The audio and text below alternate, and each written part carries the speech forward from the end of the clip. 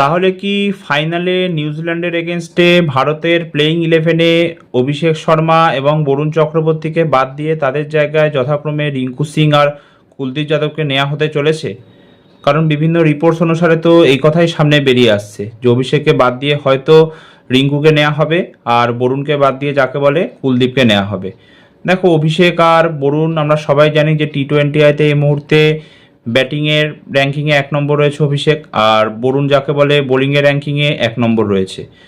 কিন্তু দুজনেই এই মুহূর্তে যদি বলি এই T20 ওয়ার্ল্ড কাপে ইন্ডিয়ান টিমের সব থেকে বড় দুজন লায়াবিলিটি।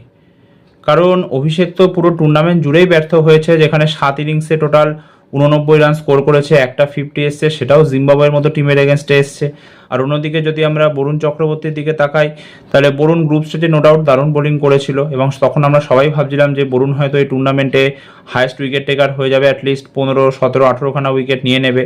কিন্তু সুপার 8-এর 3টে ম্যাচ বা তারপরে যে সেমিফাইনাল ম্যাচ হলো, এই 4টে ম্যাচেই কিন্তু বরুণের পারফরমেন্স অতীব জঘন্য। দেখো, সেমিফাইনাল যে ম্যাচটা ইংল্যান্ডের এগেনস্টে হয়েছিল আমি মানছি সেটা খুবই ফ্ল্যাট পিচ ছিল, স্পিন হচ্ছিল না, সুইং হচ্ছিল না, কিছুই হচ্ছিল না। কিন্তু তারপরেও 4 ওভারে 64 রান দিয়ে 1খানা উইকেট, এটা তো কোনোভাবে মেনে নেওয়া যায় না, না। মানে এই পিচেই তো ইংল্যান্ডের আদিল রশিদও বোলিং করেছে, সে তো 4 ওভারে 41 রান দিয়ে 2খানা উইকেট নিয়েছে। বা উইল জ্যাক্স 4 ওভারে 40 রান দিয়ে 2খানা উইকেট নিয়েছে।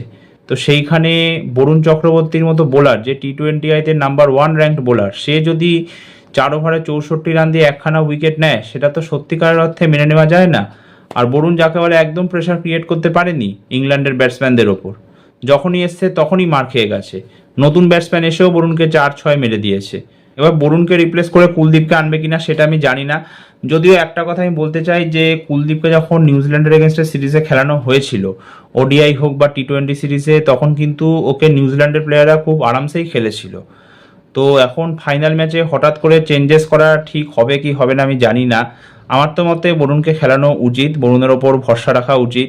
এবার হঠাৎ করে কুলদীপকে আনবে ফাইনাল ম্যাচে, চেঞ্জেস করা কি ঠিক হবে জানি না, আমি বলতে পারবো না। আমি তো মনে করি বরুণকে নিয়েই কন্টিনিউ করাটা উচিত। এবার টিম ম্যানেজমেন্ট কীভাবে দেখা যাক। কিন্তু অভিষেককে কি সত্যিকার অর্থে রিপ্লেস করা সম্ভব? দেখো, অভিষেক আমরা সবাই জানি যে ওপেনার ব্যাটসম্যান, আর রিঙ্কু হচ্ছে মিডল অর্ডার ব্যাটসম্যান। যেমন নামিবিয়ার ম্যাচে যখন অভিষেক খেলতে পারেনি অসুস্থতার জন্য, তখন ওর জায়গায় সঞ্জুকে এনেছিল। এবার সঞ্জু তো চলো ওপেনিং করে, তো সঞ্জুর কথা না হয় মানা গেল, কিন্তু সঞ্জু তো এখন খেলছে, কারণ সে লাগাতার ভালো পারফর্ম করে আসছে। এবার যদি অভিষেক না খেলে তাহলে কি হবে? Rinku middle order batsman, Rinku তার ওপেন করবে না, তাহলে সঞ্জুর সাথে ঈশান কিষান ওপেন করবে। 3 নম্বরে হয় তিলক ভার্মাকে নামতে হবে, নয়তো সূর্যকুমার যাদবকে নামতে হবে। এবার আমরা সবাই জানি যে তিলক ভার্মা 3 নম্বরে অতটা কমফোর্টেবল নয়, অত ভালোভাবেও খেলছিল না, প্রচুর বল সেট হতে টাইম লাগাচ্ছিল, এবং তারপরে যখন মারতে হচ্ছিল তখন আউট হয়ে যাচ্ছিল। তো সেই কারণে আমি মনে করি যে অভিষেককে বাদ দেওয়াটা ঠিক হবে না। কারণ সেই মুহূর্তে মানে 3-এ কে নামবে? তিলক নামবে নাকি সূর্যা নামবে? সেটা একটা বড় কনফিউশন সৃষ্টি হবে।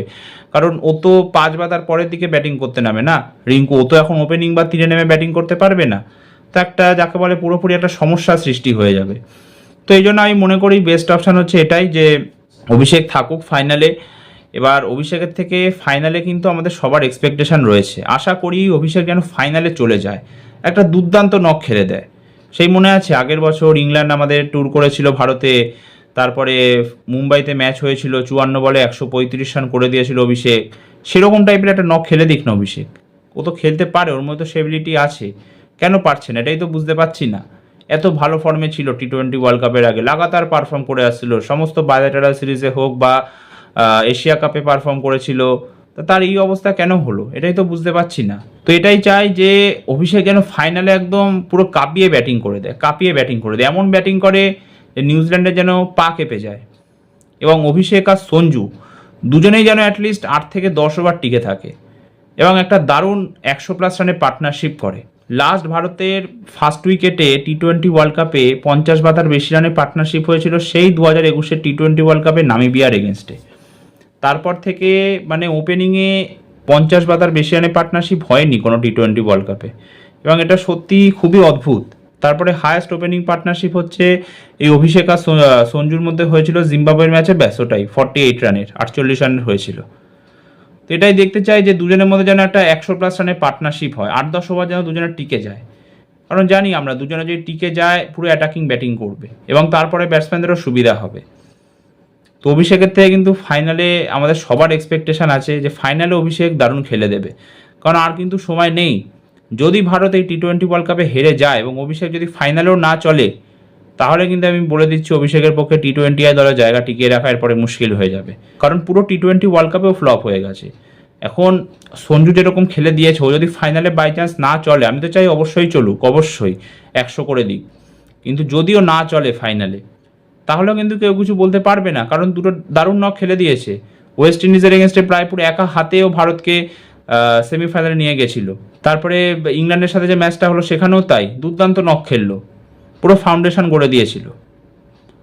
তো এই জন্য কিন্তু অভিষেককে চলতে হবে, বরুণকেও দারুণ বোলিং করতে হবে এবং তার সাথে সূর্যকুমার যাদবকেও, কারণ সূর্যা সেই যে ইউএসের এগেনস্টে 49 বলে 84 নট আউট করেছিল, ম্যান অফ দ্য ম্যাচ জিতেছিল। তারপরে শুধু জিম্বাবুয়ের এগেনস্টে 13 বলে 33টা যদি বাদ দিয়ে আমরা বাকি কোনো ম্যাচেই কিন্তু পারফর্ম করতে পারিনি।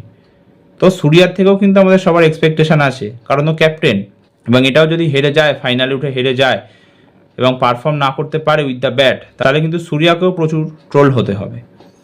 এই তিনজনের থেকে ওই জন্য দারুণ পারফরমেন্স চাই, অভিষেক, সূর্যা এবং তার সাথে হচ্ছে বরুণ। বাকি দেখো, বাকি 8জনকেও পারফর্ম করতে হবে, এমন না যে 3জন শুধু পারফর্ম করলো আর বাকিরাও করলো না, সেটা না। আমি চাই যে ফাইনালে পুরো আমাদের টিম নিজের 200% দিক, 200%। এবং ফিন অ্যালেন এবং টিম সেইফার্ট এরা যেন শুরুতেই আউট হয়ে যায়। এদের কাছে আমি একটাই জিনিস চাই, যে যত এদের রান করার ইচ্ছা এরা আইপিএলে কেকেআরের হয়ে করে নিক, দরকার হলে বিরাট কোহলিরা 973 রানের রেকর্ড ভেঙে দিক, ফিন অ্যালেন ভেঙে দিক, আমাদের কোনো সমস্যা নেই। কিন্তু ফাইনাল ম্যাচে যেন ফিন অ্যালেন এবং তার সাথে টিম সেইফার্ট দুজনেই ফার্স্ট ওভারের মধ্যে আউট হয়ে যায়, ব্যাস এটাই আমি দেখতে চাই। হ্যাঁ, করে আমরা যেন ঘরের মাঠে টি-20 ওয়ার্ল্ড কাপটা জিততে পারি, প্রথম টিম হতে পারি এবং যাকে বলে টাইটেলটাও ডিফেন্ড করতে পারি প্রথম টিম হয়ে, আশা রাখি এটাই। তো দেখা যাক এখন কি হয় ফাইনালে। বেস্ট উইশেস ইন্ডিয়ান টিমকে। তো এই ভিডিওটা এতটাই, আবার দেখা হবে একটা নতুন ভিডিওতে। ততক্ষণ সুস্থ থেকো, সাবধানে থেকো, ধন্যবাদ।